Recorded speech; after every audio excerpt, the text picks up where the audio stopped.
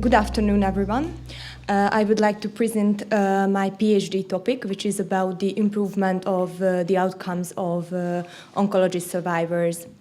My name is Noémi Podráczky. I'm a first-year PhD student and a fourth-year pediatric resident at the Pediatric Center.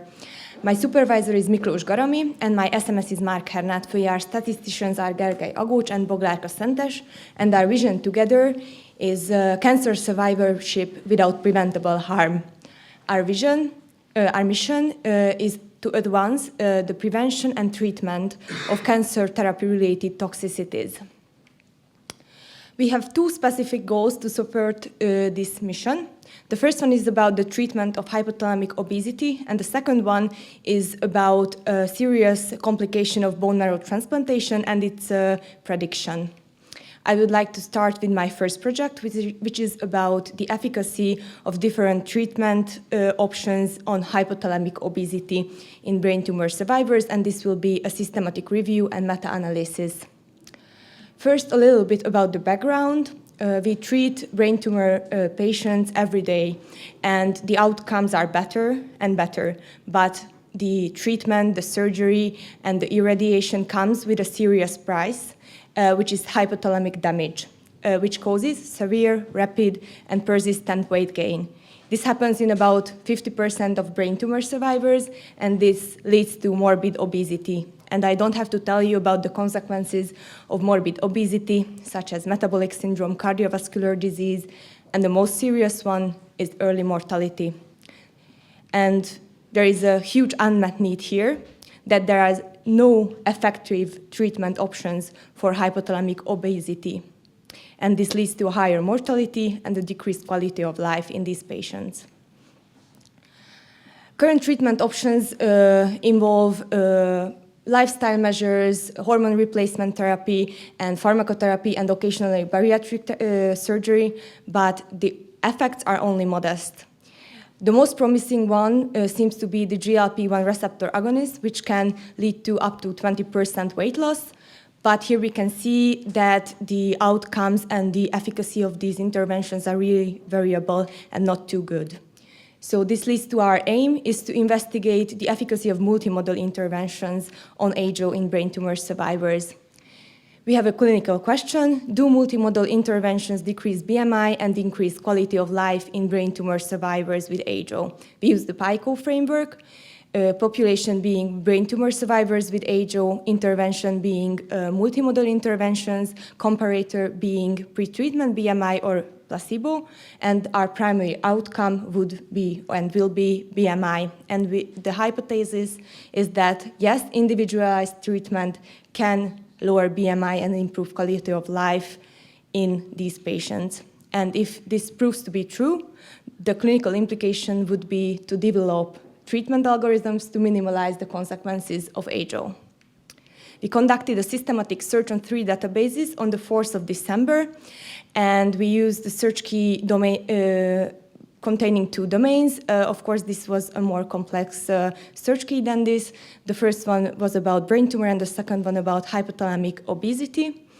And we ended up with almost 3,000 articles on 3 databases, and after the title and abstract selection, we had around 100 articles left, and after the full text selection, we were left with 26 articles, and 3 other articles came from the citation chaser. There is no previous meta-analysis in this topic, so we have 3 key articles that made this feasible. All of them are about GLP-1 receptor agonists. And in the outcomes, we can see that the efficacy of GLP-1 receptor agonists were really variable, which highlights the need to further investigate this topic. We are at the data extraction phase. We are done with the duplicate removal, title abstract selection, and full text selection, and we plan to finish the data extraction by the end of next week. I would like to move forward to my second topic, which is about the predictive value of biomarkers for sinusoidal obstruction syndrome in pediatric bone marrow transplantation, and this will be also a systematic review and meta-analysis. A little bit about the background. Sinusoidal obstruction syndrome is one of the most serious complications of pediatric bone marrow transplantation, and it happens in about 2 to 14% of children who undergo transplantation, and the mortality is higher than 80%. The pathogenesis comes from the conditioning therapy, either high-dose irradiation or chemotherapy. This leads to the sinusoidal endothelial injury, and that leads to blocked hepatic blood flow, then liver failure, and in the end, multi-organ failure. So the unmet need here is that these SOS is often diagnosed really late because the current risk factors are simply not accurate enough to identify the high-risk patients who are most likely to have this complication. And a possible solution could be to use blood biomarkers such as preconditioning uric acid and IGF-1, because these would help us to detect SOS before the clinical symptoms even appear. And with this, this could help us to use preventive measures and closer monitoring, and this would, all in all, improve the outcomes of these patients. And with this, our aim is to assess whether blood biomarkers can predict early SOS in pediatric bone marrow transplantation.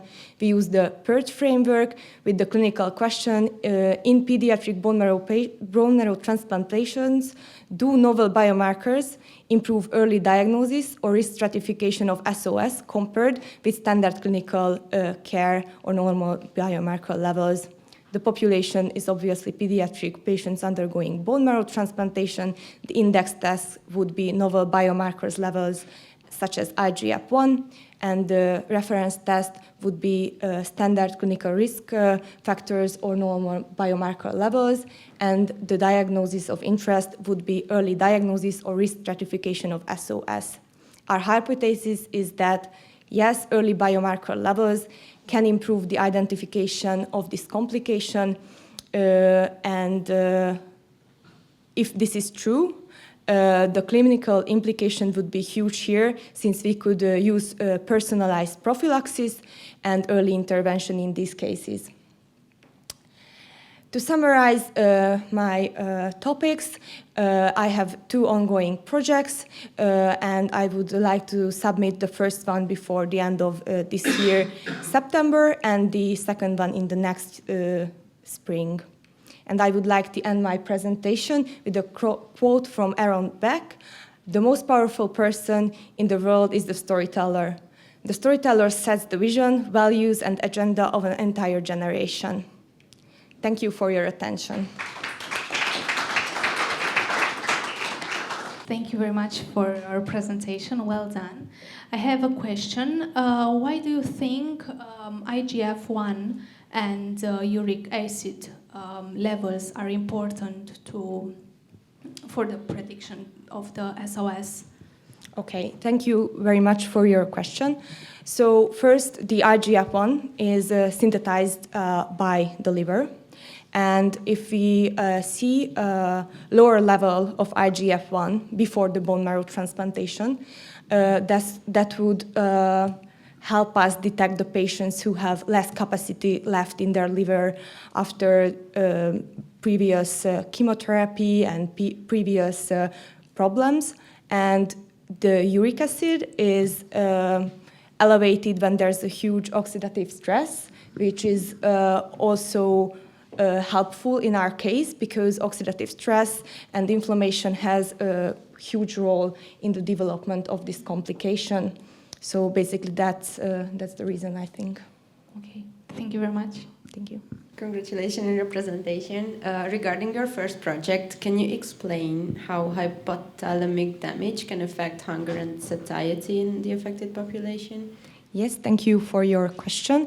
So basically, when the damage is done to the hypothalamic region, these satiety cues and hunger cues are simply not processed in the brain at all, or wrongfully processed, and it won't help the patient to feel hunger because of the leptin levels and the peripheric levels of these hormones. And also, this leads to hyperphagia and with that to obesity.